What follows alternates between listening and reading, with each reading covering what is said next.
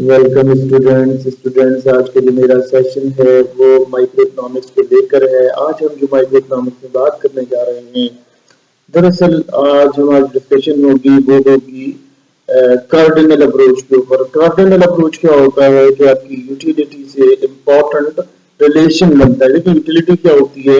कि जब आप सेटिस्फेक्शन की बात करते हो माइक्रो इकोनॉमिक्स के अंदर, तो वहां पर आपको सबसे इम्पोर्टेंटली एक प्रिंसिपल देखने को मिलता है जो कि कार्डिनल अप्रोच है। अच्छा, इसके कुछ फ्लॉज हैं, इसकी कुछ कमजोरियां हैं, मगर यहाँ हम इसको जो है वो डिस्कस करेंगे। इसकी फ्लॉज के साथ डिस्कस नहीं करेंगे, इसके फ्लॉज हम नेक्स्ट सेशन के अंदर डिस्कस करेंगे, मगर यहाँ हम आपको बताएंगे कार्डिनल होता क्या है। कार्डिनल बेसिकली क्या है, वो कहते हैं कि नंबरों के अंदर किसी भी कंज्यूमर की सेटिस्फेक्शन को गिना जा सकता है और उसको गिनने का एक तरीका बयान किया गया है। एक तो जो हमारे जैसे कहते हैं क्लासिकल इकोनॉमिक्स थी, ये उनका कंसेप्ट है। बाद में इसके अंदर कंट्रोवर्सी आई, उसको हम फर्दर डिस्कस करते चलेंगे। आप करते हैं इससे पहले कि कार्डिनल है क्या। कार्डिनल का मसला ये था कि कार्डिनल वो कहते थे कि अगर एक यूटिलिटी का कोई इस्तेमाल कर रहा है, एक क्वांटिटी का, मतलब यूटिलिटी की क्वांटिटी यूज हो रही है, तो उससे कह रहा है यूटिला। यूटिला का मतलब होता है कि एक, ठीक है, और यूटिलिटी उसका जो है उसको हम समझ लेते हैं ऐसे कि वो उसका जिसे कहना चाहिए, हम उसको प्लूरल फॉर्म के अंदर स्टडी करते हैं तो हम यूटिलिटी बोलते हैं। तो यूटिलिटी का कॉमन नाउन जो है वो क्या होता है, वो ऐसे होता है कि जैसे दो कमोडिटीज मार्केट में बन रही हैं, एक कमोडिटी के 10 यूनिट बिक रहे हैं मार्केट के अंदर, और अगर दूसरी कमोडिटी के बिक रहे हैं 20 यूनिट, तो जब हम दूसरी पहली कमोडिटी के कंपैरिजन में दूसरी कमोडिटी को देखेंगे तो हमारे पास क्या कंडीशन आती है, हमारे पास एक कंडीशन क्लियर हो जाती है कि हमारी जो दूसरी कमोडिटी है उसकी यूटिलिटी ज्यादा है। ये कंसेप्ट पेश किया था बेसिकली, इसको वो कार्डिनल आ जाते थे। कार्डिनल कार्डिनल क्या मतलब कि एक ऐसी क्वांटिटी जिसको हम वेरीफाई कर सकें या हम उसको डिस्क्राइब कर सकें, इस तरह से डिस्क्राइब कर सकें कि हमारी जो कार्डिनल यूटिलिटी अप्रोच है वो क्या है, वो ये कह सकते हैं कि एक क्वांटिटी किसी यूनिट की यूज हो रही है तो वो कार्डिनल कार्डिनल कहला रही है। ठीक है, तो ये इस कंसेप्ट के ऊपर हमें तरह से मेजरमेंट सिखाई थी इसकी। तो जो मेजरमेंट पढ़ रहे हैं, मेजरमेंट पढ़ने का मतलब ये है कि ये कहते हैं कि अगर कोई क्वांटिटी 20 क्वांटिटी बिक रही है तो दूसरी क्वांटिटी 10 में बिक रही है, तो अगले की क्वांटिटी डबल है, अगले की कार्डिनल जो वैल्यू है वो डबल है। तो उसने एक कॉन्सेप्ट क्लियर किया, उसने कहा कि जी टोटल यूटिलिटी और मार्जिनल यूटिलिटी। देखिए टोटल यूटिलिटी क्या है कि आपकी इकोनॉमी में 20 गुड्स बन रही हैं, लेकिन आपको जो इस्तेमाल हो रहा है, उसकी डिमांड जो है वो कुछ क्वांटिटी है, 2, 5 या 10 या जो भी क्वांटिटी है उसकी क्वांटिटी है, पूरी 100% आप इस्तेमाल नहीं कर रहे। जबकि आप उसकी क्वांटिटी में अगर हम बात कर लेते हैं, जब हम उसकी क्वांटिटी के अंदर डिस्कस करते हैं तो हम ऐसे डिस्कस कर सकते हैं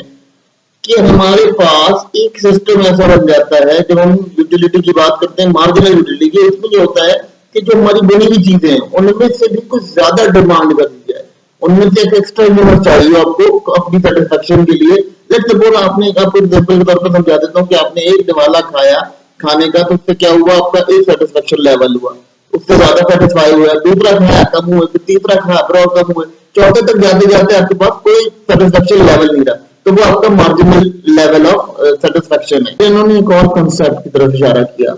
कार्डिनल का एक और कॉन्सेप्ट क्या कहता था, वो ये कहता था कि जनाब आपके पास कंज्यूमर इक्विलिब्रियम जब आता है, जब आपके पास इनकम, एक पैसिव इनकम आ रही हो, आपके पास एक अच्छी अर्निंग आ रही हो, तो आप क्या करते हो, आपकी जो अर्निंग है, आपके पास पैसिव अर्निंग आ रही है, आपकी अर्निंग कौन सी होती है, जो गॉव टैक्सेस वगैरह के बाद आपके पास बचती है वो पैसिव अर्निंग होती है। तो आपके पास पैसिव अर्निंग आ रही है, यानी जिसमें से आप गॉव टैक्सेस भरने के बाद जो खर्च कर रहे हो, तो आपका जो सेटिस्फेक्शन लेवल है वो आपकी अर्निंग के अकॉर्डिंग होता है। ठीक है, अगर आप उससे ज्यादा अर्निंग करते हो तो वो कंसेप्ट क्या हो जाएगा कि उसकी जितनी गुड्स चाहिए, सर्विसेज चाहिए, वो आप अपनी लिमिटेड रिसोर्सेज पर आगे करते हो, तो जिससे जो आपका कंज्यूमर होता है उसकी सेटिस्फेक्शन में इक्विलिब्रियम आता है, क्योंकि उसकी जितनी इनकम होती है उतना ही उसकी कंजप्शन होती है। तो कंजप्शन और इनकम का ये जो रिलेशन है ये बेसिकली कार्डिनल के अप्रोच से मिलता है।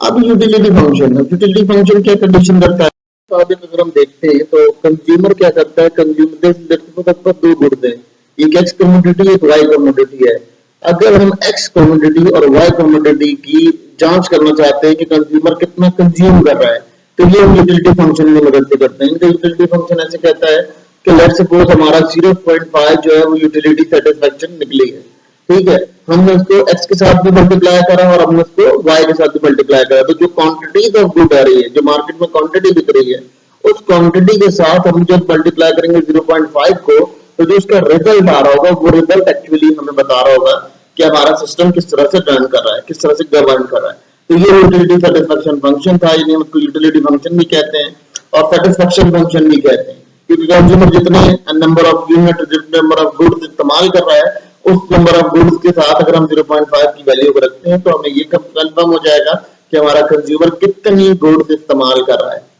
अब इसकी बात कर लेते हैं कि इस थ्योरी पर क्या इख्तलाफात आए। इस थ्योरी पर जो इख्तलाफात आए तो वो ये किस तरह से आए इख्तलाफात के, आपकी जो सेटिस्फेक्शन लेवल था, आपका सेटिस्फेक्शन लेवल मेजर करने के लिए कोई नंबर वगैरह नहीं होते। जो इसके बाद की थ्योरी आई, उस पर जो क्रिटिक्स आया, जिस पे इख्तलाफ आया, वो ये आया, तनाज़ा ये खड़ा हुआ कि जी आप किसी चीज को मेजर नहीं कर सकते, क्योंकि कंज्यूमर जो है वो अपनी चॉइसेस के ऊपर प्रेफर करता है कि उसकी क्या चॉइस है। उसकी इनकम इस चीज को जो है वो नहीं समझते कि इनकम ही जो है वो सेटिस्फेक्शन का कोई लेवल बैलेंस कर सकती है। उनके अकॉर्डिंग ये था कि यूटिलिटी को मेजर नंबर यूनिट में नहीं कर सकते, क्योंकि उसकी बेसिक वजह ये है कि हमारे पास जो नंबर या यूनिट हमारे पास मौजूद है, वो नंबर ऑफ यूनिट जो है किसी खास नंबर से इसको शुरू नहीं कर सकते तब्दील, क्योंकि ये नंबर हमारा चेंज होता रहता है कंज्यूमर की टेस्ट पे, कंज्यूमर के प्राइस इंडेक्स पे, कंज्यूमर की इनकम के ऊपर, तो तमाम चीजें इसके अंदर बहुत सारे फैक्टर्स इन्वॉल्व होते हैं और इस तरह से रियल वर्ल्ड में काम नहीं करता। तो यहाँ इसको फॉल के तौर पर हम देखा, ये इक्वेशन जो है फॉल हो गई, तुरंत फॉल हो गई। स्टूडेंट्स बेसिकली हमें ये बात यहाँ समझने की जरूरत है कि ये जो थ्योरी है ये हमारी इकोनॉमी के अंदर बहुत ज्यादा एक अहम किरदार अदा कर रही है। इससे हम क्या करते हैं, इससे कंज्यूमर बिहेवियर को एनालिसिस कर सकते हैं और कंज्यूमर का बिहेवियर जान सकते हैं। जैसे देखिए, लेट्स सपोज आपके जो कंज्यूमर होता है वो क्या करता है, वो आपकी कमाई हुई अर्निंग को खर्च करता है, ठीक है। अब जब वो कमाई हुई अर्निंग को खर्च करता है तो ऑलमोस्ट उसके पास प्रॉब्लम क्या आ जाता है, उसके पास प्रॉब्लम क्रिएट हो जाता है कि वो ये समझ जाता है कि उसका जो सिस्टम है वो किस तरह से बैलेंस किया जाएगा, किस तरह से गवर्न किया जाएगा, ठीक है। अब अगर उसमें हम देख लेते हैं, उसमें हम ये देख लेते हैं कि हमारा एक सिस्टम है, इकोनॉमिकल एक सिस्टम चल रहा है। अब उस सिस्टम के अंदर हम क्या करते हैं, हमारे पास